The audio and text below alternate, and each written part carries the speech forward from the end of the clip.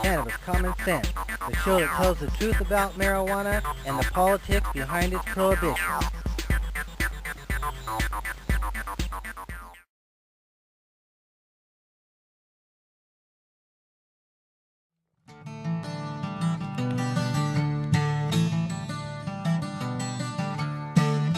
This is Mr. Henry Ford in 1941 with Popular Mechanics magazine showing off his car made from hemp.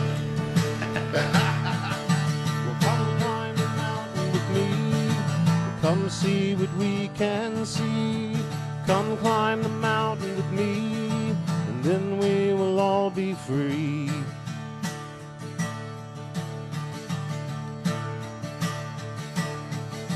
Some men are born to lead, some men have destiny.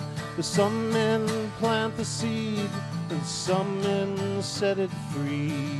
We had 92,000 cars a day, thousands of people parking behind the FBI building, and they arrested us and they said, you cannot do this. I said, well, I'm not going to pay you a fine and go on probation. So I did 15 days in prison rather than give him a $5 fine. Wow, You know, we had that's kind of like telling Jesus you can't practice on Sunday. it was a fine line. So come climb the mountain with me, come see what we can see. Come climb the mountain with me, and then we will all be free. Jack here and Ed Adair. Well, hi, guys. They must be on the hemp tour. Are you on the hemp tour? One man said we must hear. One man's voice was clear. One man heard the call. His vision speaks for all. The number one plant for paper, fiber, and fuel from the natural cycle had been outlawed. That somehow the synthetic cycle had won, when the number one thing in the natural cycle could outproduce it and completely clean up the atmosphere. So my partner, Captain Ed, who had become my partner in 1973 and doing the politics of this, said we have to teach everybody in the world. So we went around and told everybody. Yeah. But it was a slow process. So come open your eyes with me, and come see what you can see. It's time for the world to know the emperor wears no clothes. Come open your eyes with me. It's time for you to see. It's time for the world to know the emperor wears no clothes. It's time for the world to know the emperor wears no clothes. The emperor wears no clothes. The emperor wears no clothes. The emperor wears no clothes.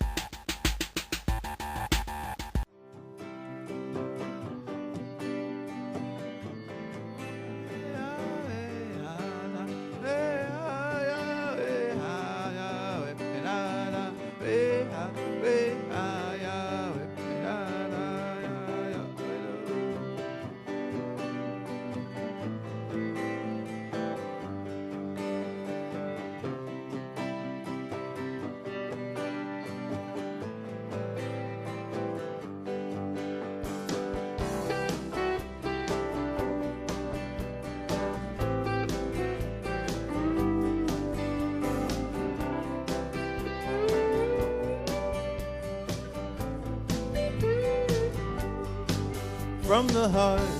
There are times I turned out crooked, and times I turned on doubt. There are times I just kept trying, and times I just went without. From the heart. There are times I felt like screaming, and times I probably did. There are times I can't quite remember, and times I can never forget. There are times love is a shadow, and times love is a chain. There are times love is the light, and times love is to blame.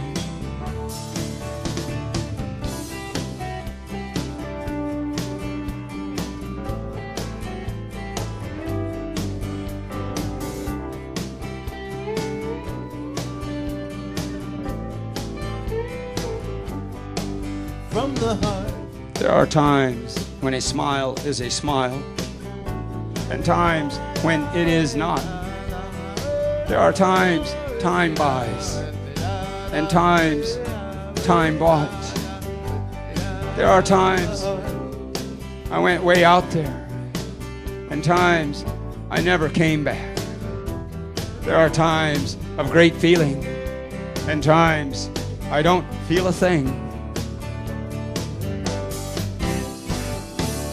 There are times love is a shadow, and times love is a chain.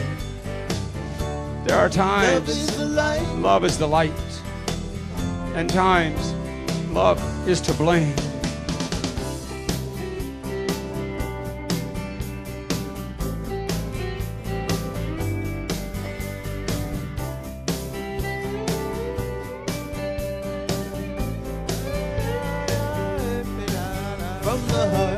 There are times I keep waiting for, and times that are never going to come. There are times I could have done different, and times different isn't there. From the heart. There are times the balance is balance, and times the rush is too extreme. There are times it's all I can do to live, and times I'm glad that I do.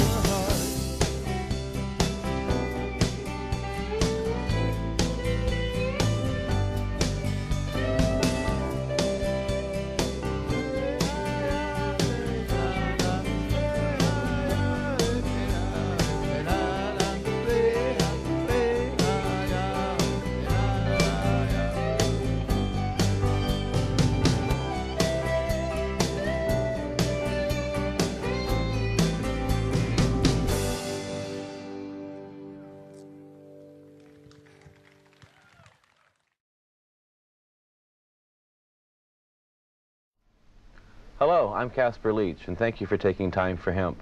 Today we are very honored to have a special guest on our program. This gentleman has changed country music forever with his voice, with his style, and with his singing. He's also helped an awful lot of farmers across America with their plights and their heartaches, and he's also brought to the public a message of hemp legalization that is backing people in Kentucky, such as Gatewood Galbraith and their campaigns, to just conversations on a daily basis on how we should save our planet. Our special guest today is Willie Nelson. Willie, thank you very much for being a guest on our show. Glad to be here. Willie, you've had a chance to see firsthand the heartaches and the plights that our farmers are going through. And a lot of people in their offices and driving to and from their jobs in LA and New York and Chicago don't see the heartache that you've had a chance to witness. Could you share some of that? Well, whenever I first started hearing about the farmers' problems, I was born in a farm community, in a farm town. A lot of my friends are farmers. So I started checking it out. I heard these horror stories about farmers getting foreclosed on and losing their farms, and bankers who were once friendly, now unfriendly. And I heard all these things, and I said, well, something's going on that I'm not aware of. So I started checking it out. And millions of farmers all over this country had been losing their farms at the rate of 1 million a year. What, acreages or 1 million farms? Farmers. You know, at one time there was 8 million working farmers in this country, American family farmers. Now we're down to probably less than 2 million. The big corporations, it's the old story of the big ones eating the little ones. And they're running the small farmer off the land. And when that happens, the farm town closes down. The first thing, the hospitals and the schools go. And then what happens is all these people are now unemployed. They move on to the next big city, which causes the same kind of problems in that city. I think that all the homelessness, alcoholism, insanity, all these things that we experience, unemployment in our country, can be traced back to the first time that the first American farmer was forced off his land when he was unable to make a living off of 100 or 200 acres of land. And the reason for it is because they have asked him, demanded or made it necessary that he raise a crop below what it costs him to raise it. Okay. He loses money on, for instance, if he, just example figures, for instance, if he were to, it costs him $2 to, or $3 to plant and raise and harvest a bushel of corn, and if he only gets $2.50 for that at the market, then he's losing. Right. And this is an accepted practice in American agriculture today, for the farmer to get less than what it costs him to grow. And they keep trying to justify it with subsidies and whatever. But the American farmer would rather go out here and work hard and make his money the hard way, the way he knows how to do it. Give him an acre, let him do what that acre can do. Let him do it without all the pesticides, without all the chemicals. Don't put his yield so low, his money so low, that he has to use every piece or every gallon of pesticides that he can find to pour on that acre of land in order to get enough money out to almost break even. Mm-hmm. They have forced him into this position. There are even banks who will not loan you any money at all unless you agree to use X amount of pesticides and chemicals on your land. Oh, really? Absolutely.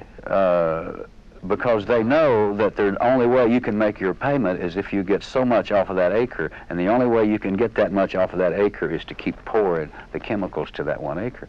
Wow. Well, now, when did you first become aware of hemp as a cash crop?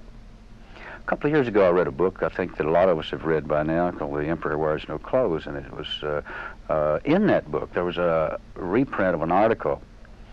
The one thing in that book that I saw that could not be argued with was an article that came out in 1938 edition of Popular Mechanics magazine, February edition, if anybody wants to go check it out, that said a new $1 billion crop for the farmers. Do you think that farmers today would be receptive to growing hemp as a cash crop? Because of all the propaganda we've heard over the years, there are so many people now who believe that it's the evil weed. But we kind of figure it, because of all the products that it can create, that it could be a solution. Well, definitely. I think most people that I talked to had no idea, just like me, that hemp and marijuana was the same thing. We were ignorant of that fact. Also, we were ignorant of the fact that hemp could be used as food. It can be used as clothing. The first Levi's in this country were made from hemp. The first Bibles were printed on hemp paper. The Declaration of Independence, the first 2 copies of this was printed on hemp paper. People don't know that. Willie, now, that kind of like points to some of the things that we were talking about on the income that can be generated for the farms and saving the farms and so on. And we were talking about the difficulty of trying to reintroduce it to the economy. Where do you see hemp actually taking the farmers? If they were to start being allowed to grow it, do you think hemp in and of itself could be the crop that would save the farms for America? In the state of Kentucky, when the leading agricultural crop there in 1937 was hemp,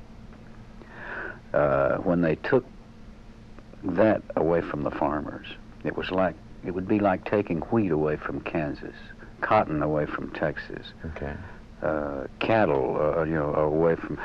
It's just devastating what has happened to the farmers in that area since their leading agricultural crop, which, as we've all seen, is a very beneficial, and not only beneficial, necessary plant that the earth needs.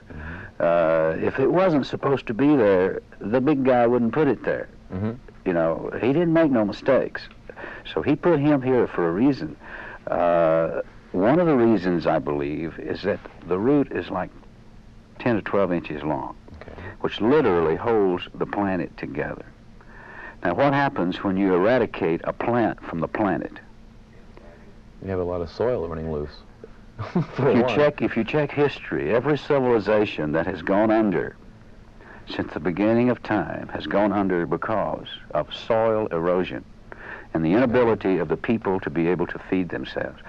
Now, is that a serious problem today? Look at Bangladesh. Yeah, really Look at the places on the planet where hemp has been made illegal to grow. In the state of Iowa, that state in the last 100 years has lost over 50% of its topsoil. Wow.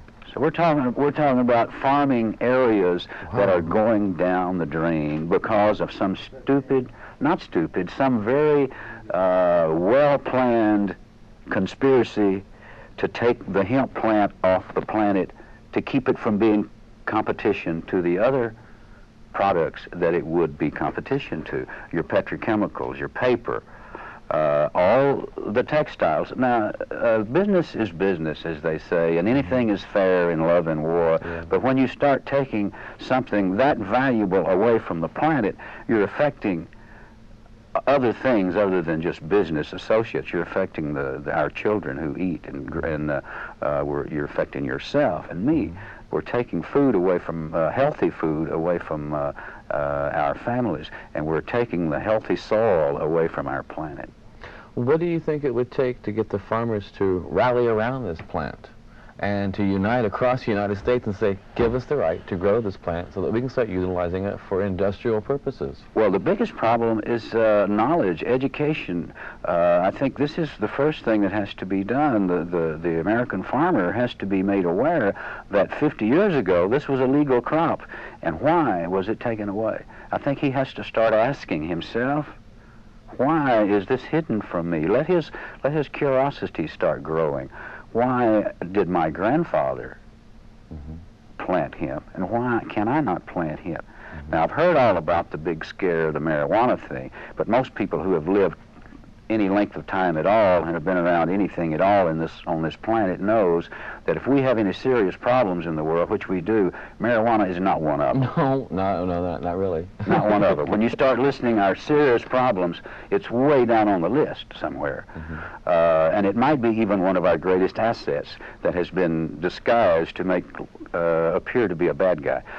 So I think what the farmer should do, and not only the farmer, every taxpayer out there, everybody who's affected, everybody who eats food, should start wondering, why are we so kept in the dark over this one plant, the hemp plant? Do you get any slack or difficulty being a performer who advocates the relegalization of hemp? Do you? I get into a lot of things that I get flack for. Yeah, I know. So it's hard to say where my flack's coming from. Okay. We've had other people on the show ask their own contemporaries and peers to join the fight, and I was wondering if you could do that for us. To say that again, I'm sorry. We've had other guests ask their contemporaries and their peers in their fields to help us join the fight to re-legalization, to re-legalize hemp. I was wondering if you could, I thought that's what we've been doing for the last 30 minutes. Sometimes, yes, but people seem to miss the point. Well, I think if they listen to what has been said on this program, if they watch the film that they have seen, if they watch the material that is made available to them, then let them make their own decisions. Let your conscience be your guide, as the old saying goes. Do you think the government has had much to do with the downfall of the farmer? Well, of course. In what way? Well, when our government puts out such agricultural policies that put our farmers out of business, then it's not hard to see where the problem is coming from. Now, when you're out there working with the farmers side by side, do you have an opportunity to witness ways that we, people who are not involved with the farm communities on a daily basis, those of us who are driving to and from work, stuck in our offices, what can we do to help the farmer overcome this misery? They've been together as our backbone forever. There's a great plan that just I became aware of it here a year or so ago, last year in fact. The farmers have come up with this idea themselves. It's called parity giving. For instance, if you're a rich guy, you got millions of dollars, you want to do something for the poor, the hungry people, You would buy direct from the farmers, pay them a certain price. For instance, for corn, if you buy $1 million worth of corn from the farmers and pay them $3 a bushel, whatever the market price is, then you would be able to write off, you give it to the hungry, you give it to the poor people. Then you would write off what is considered a parity price or a fair market price, which would be in the neighborhood of around $7. So you get to charge, you buy it for $3 and get to write off $7. So this would be a great benefit not only to the guy with money who wants to help, to the farmer who gets his product sold, and also to the people out there who are hungry, who needs the food. It's really ridiculous for people to be starving to death on this planet when there's a lot of food available. Now that sounds like something that's affordable for a lot of us to do. If you're looking at like $3 a bushel as an example, you might be able to put out like get 10 bushels. Is there any way of contacting? Well, this is something that has to be introduced through legislation into Congress. There has to be a vote on it. It hasn't happened yet. And it's happening now. It's being written up and getting ready. And we're just trying to call attention to it and make everybody aware of it out there, that when they hear the word parity giving, that they'll know what they're talking about. Well, should we encourage people then to write on a local level to their representatives or on a national level? And tell their local politicians what's going on, that there is a parity giving program being announced and legislature being drawn up, and to be on the lookout for it, check it out, and see how it will help the farmers in your area. Okay, are there other programs that Americans can get involved with in helping the farmer overcome this? Well, of course, Farm Aid is still alive and well, and we're planning Farm Aid 5, and it looks like it will be at the LA Coliseum. Yay. And on November 30th of this year, Thanksgiving weekend. Excellent timing. Yeah, it is excellent timing, and it will be a good chance for anyone who wants to help the American farmer to do so. Yeah, I hope I get a chance to be there for that one. If you had the opportunity to express yourself at any one point in time to the American people and deliver the message of the farmer, what would you say? Well, first of all, the fact that you're able to do this television show, and I'm here talking on it, and if people are able to watch it on their television, it means that this idea has come. It's time for people to consider it and make a decision, one way or another. And it's a question you have to ask yourself. Is it important? Is the planet worth saving? Can hemp really save the planet? If it can, why is it kept such a secret from us? Ask yourself these questions, call around, do some research, and make your own conclusions. I tell you, we are facing a world that needs medicines, we are facing a world that needs food, and we are facing a world that's rather stubborn when it comes to dealing with the topic of drugs. They seem to overlook the fact that marijuana is a legal plant, a hemp plant that can be grown for, as we've said, paper, fiber, and fuel. We have people overseas who are growing it for just that. Is there anything that we can learn from our brothers and sisters overseas, do you think, that would help reintroduce us into our economy? Well, you must remember that our brothers and sisters overseas are controlled by the same people who control us here. Their planning habits.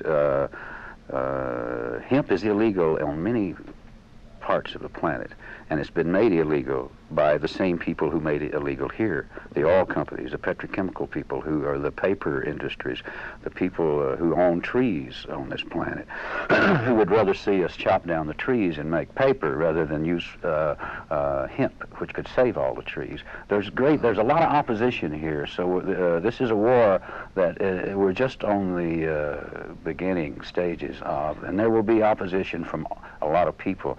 There'll be a lot of people throwing a lot of accusations at you, at me, so you better be ready for it. Do you think the Trilateral Commission has something to do with what might be going on with the hemp plant? Well, not being a member of that august society, I wouldn't know, but I have heard rumors that it's probably not even called that anymore. So by the time you start checking out one thing, they've changed it to something else. Okay, because I've often wondered, because of the connection overseas of a lot of our laws and regulations. Anywhere hemp is grown, it's a threat to the petrochemicals. It's a threat to synthetic energy.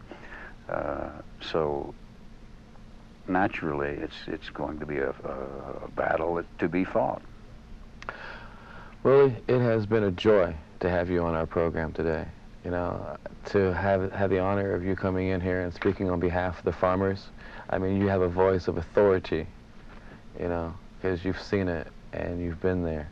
And we want to wish you all the luck in what you're doing.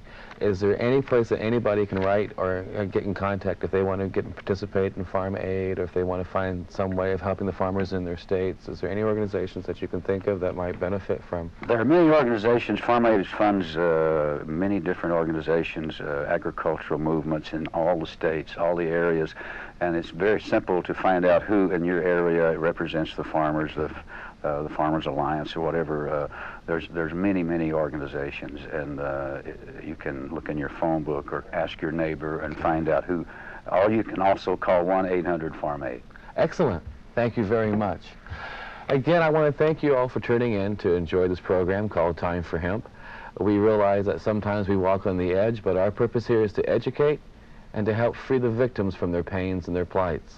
So the next time that you have the opportunity to sit down with a little time on your hands, pick up a piece of paper and pencil, write your congressperson, write your senators, write the president, write the vice president, get up off your fannies and get out that door and go actually do something physical to make this world a better place.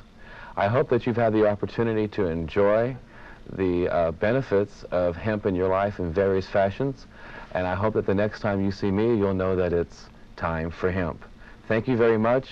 I'll see you next time.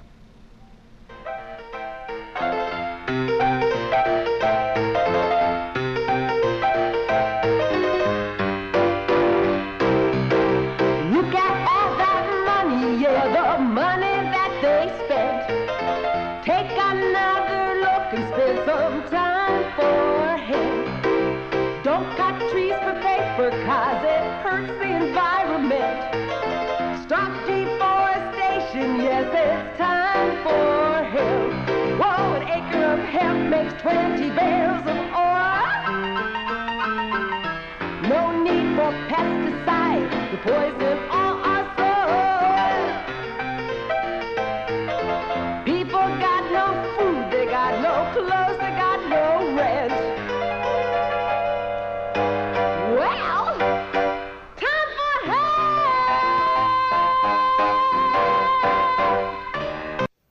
Is home to many things, including the only legally grown marijuana crop in our nation. And a new development there is creating quite a buzz tonight. Faculty and student researchers say they've created a new pain reliever in the form of a patch. Action News 5's Janice Broach joins us now with the story you'll see only on Fox. This here, just touching the smell, it's a wonderful smell. Dr. Mahmoud El-Soli is a faculty member at the School of Pharmacy at Ole Miss. He and his team have been working inside this lab for nearly 7 years to find alternative uses for THC, the main psychoactive ingredient in marijuana. The plant itself has a great potential for good medicines coming out of the cannabis plant, but certainly not in smoking of the drug. You heard him. He is not a fan of legalizing pot, but he is a fan of his newest creation, a pot pain reliever in the form of a patch that is placed over the gum line in patients who have problems taking the drug in pill form. In addition to pain, it will include things like reducing the intraocular pressure, and therefore will be good for glaucoma, will be good for alleviating the nausea and vomiting associated with chemotherapy, will also be good for appetite stimulation. Formulas were first screened in rabbits, then pigs. Dr. El-Soli believes the right formula will lead to testing in humans. So we're not really introducing anything strange to the body other than the THC itself. We're just having to make it so that we make it possible to be absorbed through the mucosa. More than 77,000 samples were prepared for analysis on this project. Early tests show the patch can work for up to 10 hours. Because of the way it's absorbed, it's almost like absorbed from the lungs, like the smoke. When you smoke, it goes from the lungs to the whole entire body before going to the liver.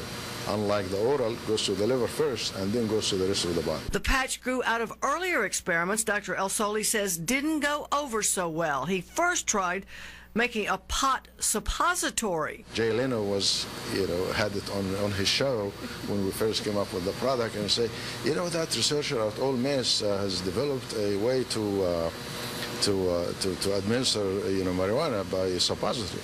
You know how he came up with this idea? They said, how? And he said, well, he was smoking a joint, and then he saw the cups, and he went. Janice Broach, Action News 5. All right.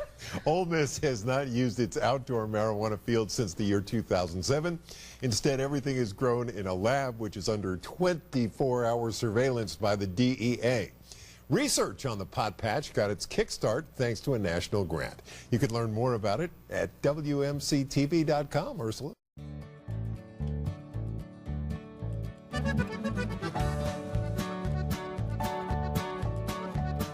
Well, here's a little song that you might get along with, all about a natural seed growing wild by the side of the roadway. It's nature's a wonderful weed. Been around so long, it's hard to tell why anyone would think it's new. Love it or hate it, however you relate it, I'll leave that up to you. But isn't that righteous? And isn't that good enough? Ain't that the way it ought to be? Isn't that righteous? Isn't that good enough? Righteous is good enough for me. History's locked in a cardboard box and it's hard to take a look, with sidetrack frills and fantasies all written all over the book. Everybody tells you what to think and they've got their reasons why. You gotta pick reality up by the scruff of the neck and look it right in the eye. And isn't that righteous? Isn't that good enough? Ain't that the way it ought to be? Isn't that righteous? And isn't that good enough? Righteous is good enough for me. Now the same people that are spreading the fear, the same people that scare me the most. Some of them look like they just as soon like they're hanging from a lamppost. They talk about what it does to your brain. Well, I just have to react, cause Hitler never touched this stuff, and that's an actual fact. And isn't that righteous? Isn't that good enough? Ain't that the way it ought to be? Isn't that righteous? And isn't that good enough? Righteous is good enough for me. George Washington was the father of our country, and he had a hemp plantation. Betsy Ross used it to make the flag that flew above the baby nation.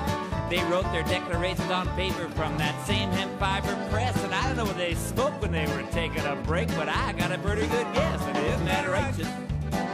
Isn't that good enough? Ain't that the way it ought to be? Isn't that righteous? And isn't that good enough? Righteous is good enough for me.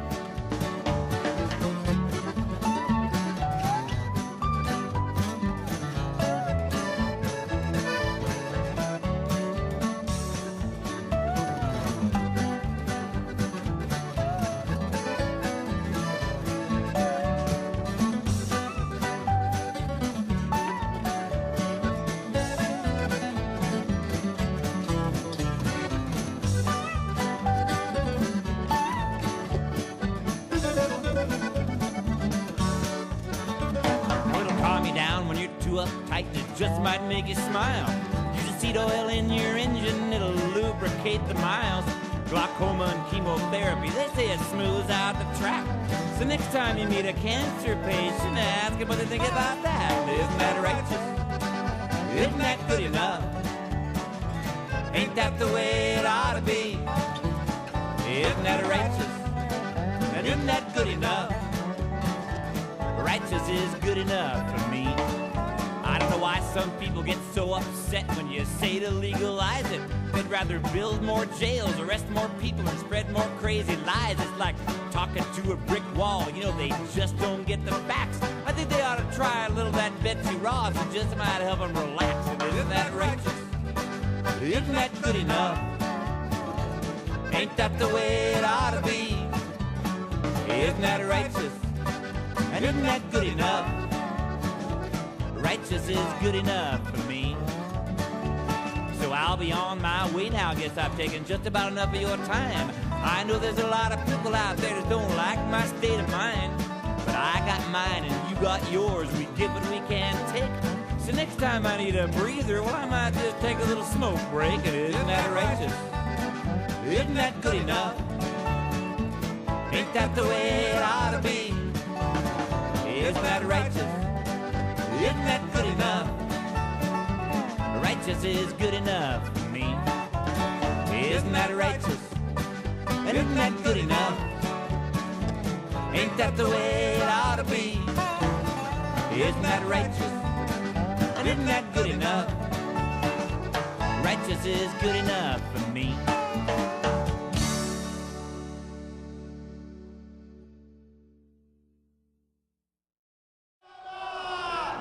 We want to let everybody know that we're law-abiding citizens and that we respect the law. So let's Relax it and tax it. Medical marijuana gotta have it. Relax it and tax it. Righteousness, nothing but the blood of Jesus. Oh, precious. Legalize it. Legalize it. Legalize it. Legalize it. Legalize it. Legalize it. I smoke pot and I like it a lot. I smoke pot and I like it a lot. Repeat it. I smoke pot and I like it a lot. I smoke pot and I like it a lot. Marijuana, marijuana. Hey, hey, hey, going on. Free hemp now, free hemp now, free hemp now, free hemp now, free hemp now, free hemp now, free hemp now, free hemp now. Black and Hispanic.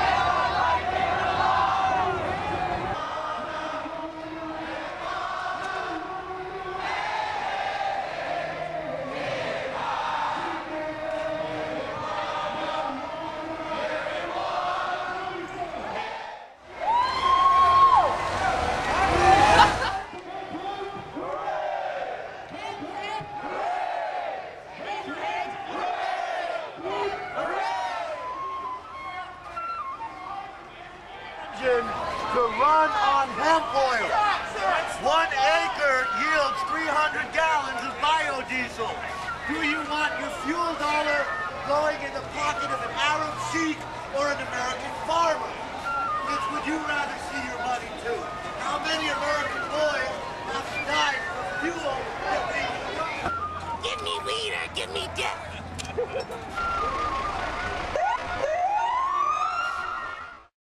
Since I was a high school student, I've watched the escalation of the war on drugs, especially marijuana. I slowly became aware of its widespread use. As a freshman legislator in Oregon 40 years ago, my opinion was set by a hog farmer from eastern Oregon who was a state representative named Stafford Hansel. Stafford held the Oregon House, and the people crowded into the gallery spellbound with his tutorial on marijuana and its comparison to other addictive substances, both legal and illegal. This older gentleman, who didn't smoke, didn't drink alcohol, let alone use marijuana, made his case. He pointed out how tobacco was highly addictive and killed hundreds of thousands of Americans per year. He discussed alcohol, whose damaging properties had once led the country into a foolish, costly, and ultimately self-defeating experiment with prohibition. Alcohol use was damaging for some, led to dependency for many, while contributing to tens of thousands of highway deaths every year and serious health problems for countless others.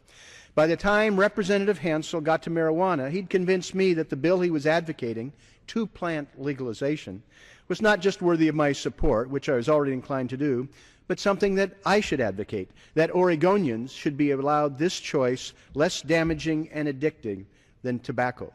We didn't legalize marijuana in 1973, although I was assured that if the 22 of us who had voted for the bill had been supported by the people who used it but voted no, the measure would have passed easily. We did make Oregon the first state to decriminalize the use of marijuana. Possession of a small amount was made a minor infraction, treated like a traffic ticket. Today, 40 years later, the case is even more compelling. 14 states have now decriminalized policies like Oregon passed in 1973. In 1996, California pioneered the legal use of medical marijuana, whose therapeutic qualities have long been known and employed. And since then, 18 states and the District of Columbia have approved medical marijuana initiatives, allowing its use to relieve chronic pain, nausea, and other conditions. Notably, 2/3 of these approvals were a result of voter initiatives. Last fall, voters in Colorado and Washington approved adult recreational use with 55% approval margins. Studies show that a majority of Americans now agree that marijuana should be legalized. It is time that the federal government revisit its policies. Drugs with less serious classifications like methamphetamine and cocaine have more serious law enforcement, health, and behavioral impacts, yet marijuana retains its Schedule I classification. In 2011, 2/3 of a million people were arrested for using a substance that millions use, many more have tried, and a majority of Americans feel should be legal. Because there are stark racial differences in enforcement and incarceration, there are wide disparities in the legal treatment for communities of color versus their white counterpart. Medical marijuana is widely accepted but subject to inherent conflict with federal law that is unfair, confusing, and costly. A bipartisan group of legislators is developing a comprehensive package of legislation to clarify and reform outdated, ineffective, and unwise federal policies. In a time of great fiscal stress and a sea change in opinion of voters, this is a unique opportunity to save money on enforcement and incarceration, avoid unnecessary conflict and harsh treatment of users, provide a framework for medical marijuana, and even reduce the deficit, all by honoring the wish of 2/3 of Americans to respect states' rights for marijuana, just like we do for alcohol. I would invite my colleagues to join this effort in developing a marijuana policy that makes sense for America today.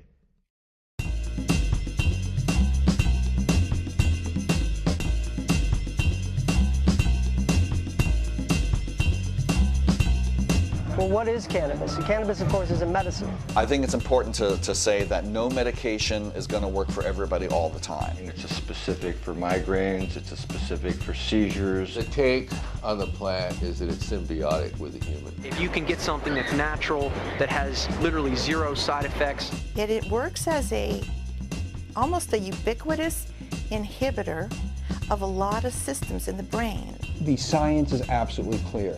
The pharmaceuticalization of cannabis is just beyond the horizon. I think it's easier for men to come out and say they support it because women have a lot more on the line. You know, if they're mothers, then they have their kids on the line. So I tried it, and at first, it freaked me out. I had a few panic attacks. We know that cannabis can prevent Alzheimer's, and if it can reduce all these ailments and keep your stress level low, that adds years to your life before you're even sick. And so the petrochemical, pharmaceutical, military, industrial, transnational, corporate fascist lead SOB vilified the cannabis plant. We're all grown up now. We're not in the closet anymore. We don't give a fuck what you think. We smoke marijuana. But once you just let go with it and just be, it does so many things. It's consciousness, opens the doors to perception, expands consciousness, and puts you in a receptive state. I like to say when I give lectures, I start off by saying, I smoke pot and I like it a lot. Part of what we're doing with Oregon NORML is trying to maximize the Oregon Medical Marijuana Act and try to help the patients that truly need the medicine. America's ready for a change in the marijuana laws. We're reached critical mass to change this critical mass. Let's hope we can all live together in peace and harmony, love, and legalize marijuana, for God's sake.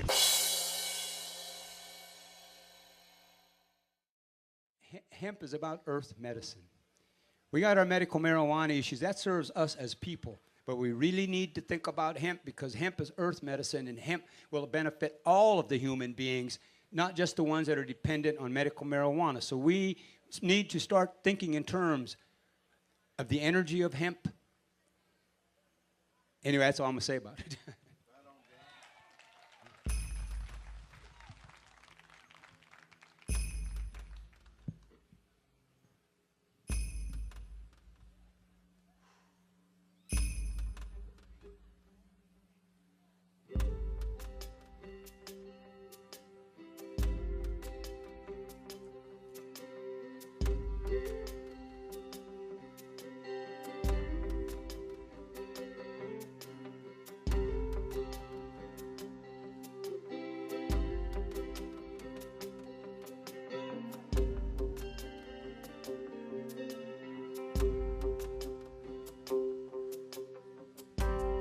Give us this day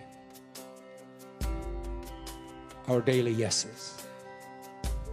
Yes to life. Yes to living.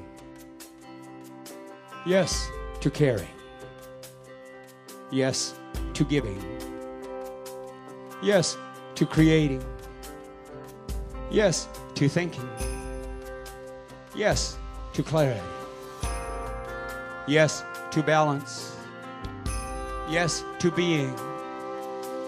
Yes to seeing. Yes to yeses. Give us this day our daily yeses.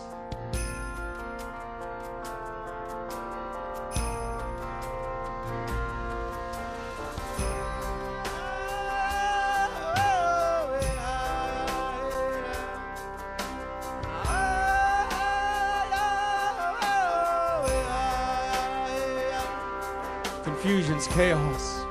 Chaos is confusion. Desperation's despairs. Despairs, desperations. Programmed belief. Belief programmed. Manipulated minds. Minds manipulated. Behaviors, reactions. Reactions, behaviors. Fearful thinking. Thinking fearful. Inside. Outside. Outside. Inside.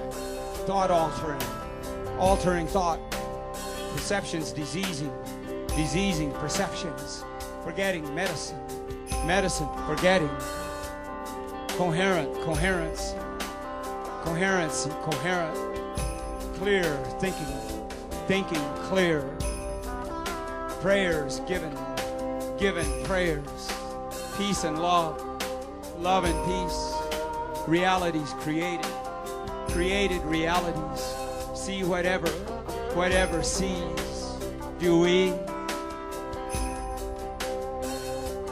Give us this day our daily yeses. Yes to yeses. Yes to seeing. Yes to being. Yes to balance. Yes to creating. Yes to thinking. Yes to clarity. Yes to caring. Yes to giving. Yes to living. Yes to life. Yes to yeses.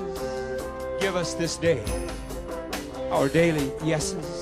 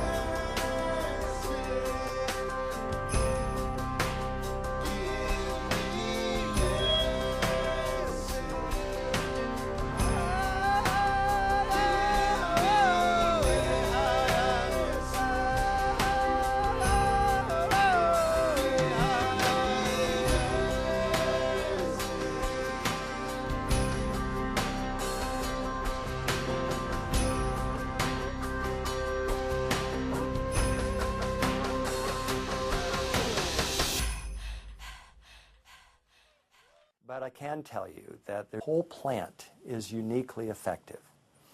I've yet to find a person in my practice who prefers the prescription pure THC over the natural plant. That just is unheard of in the patients. Cannabidiol, also known as CBD, is a non-psychoactive component of cannabis that gives the sedative effect to the high experienced. Amongst its numerous functions, CBD has been shown to have anti-inflammatory and analgesic effects. It helps fight diabetes, bacterial infections, and malignant tumors. This compound is also a nerve protectant and has well-documented antipsychotic and anxiety-reducing effects. There's quite a lot of CBD in that particular one as well, cannabidiol, which is another cannabinoid, a non-psychoactive cannabinoid, which we think is actually a very important component of the medicine. We're fascinated by this stuff, which has tremendous potential as an anti-inflammatory, but also, rather surprisingly, as an antipsychotic. So, hold on, you're telling me that CBD could be a treatment for psychosis? Isn't that ironic? With all the sort of tremendous publicity around the link with cannabis smoking and the potential of increasing the risk of psychosis, here we have a component of the plant which itself is antipsychotic. The cannabis plant has been bred for decades to maximize the amount of THC. That gives the plant the strongest psychoactive effect for the least amount of product. Now, in doing this, we've bred the other cannabinoids out of the plant or down to minuscule amounts. And each of those cannabinoids that has been bred down to minuscule amounts has its own medicinal quality or medicinal properties. So we've lost a lot of those other properties. Myself and a group of doctors have been asking growers to bring back CBD into the plant because cannabidiol, along with some of these other minor cannabinoids such as cannabigerol and cannabichromene, have shown to have a lot of anti-cancer properties. Tetrahydrocannabivarin, or THCV, has been found in significant amounts mostly in South African and some Thai strains of grass. High concentrations of THCV will make the high come on quicker but last for less time. This chemical compound may eventually prove to be a useful treatment for type 2 diabetes.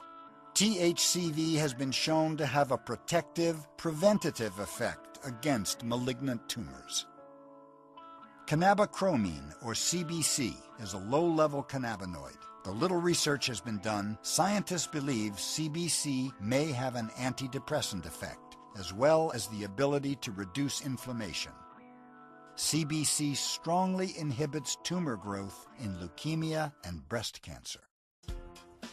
Faced with all these new discoveries, one is brought to question what stops marijuana from being legalized for medical use all across the country.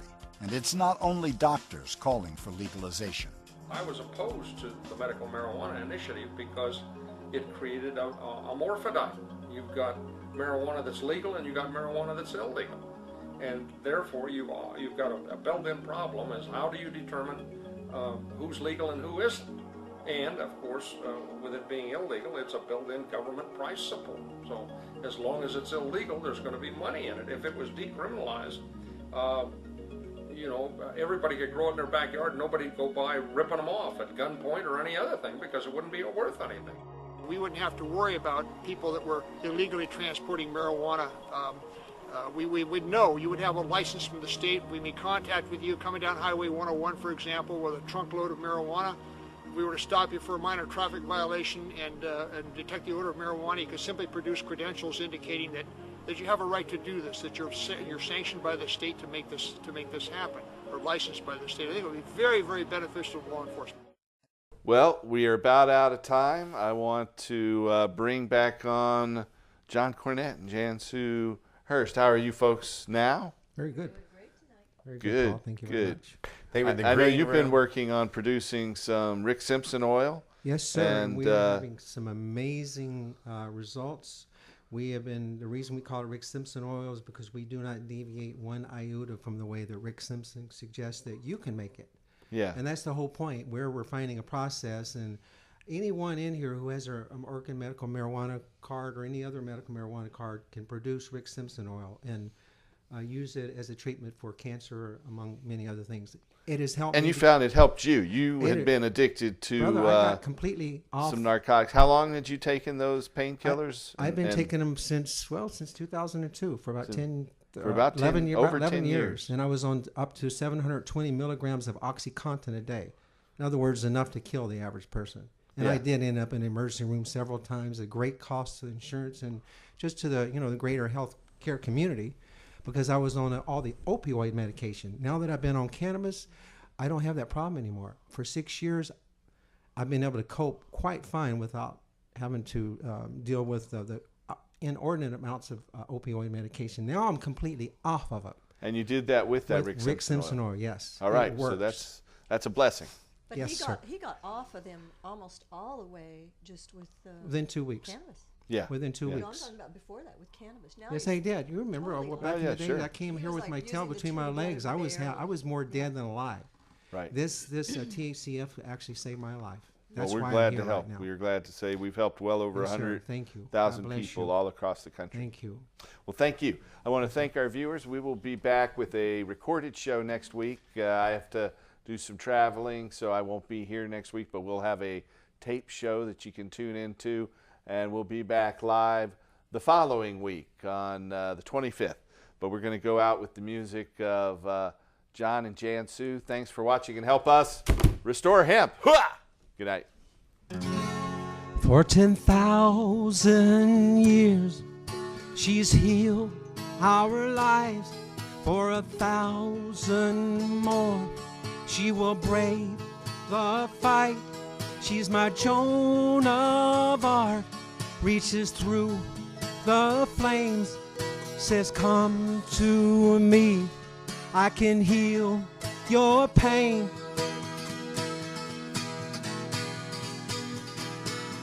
She's my Mary Jane.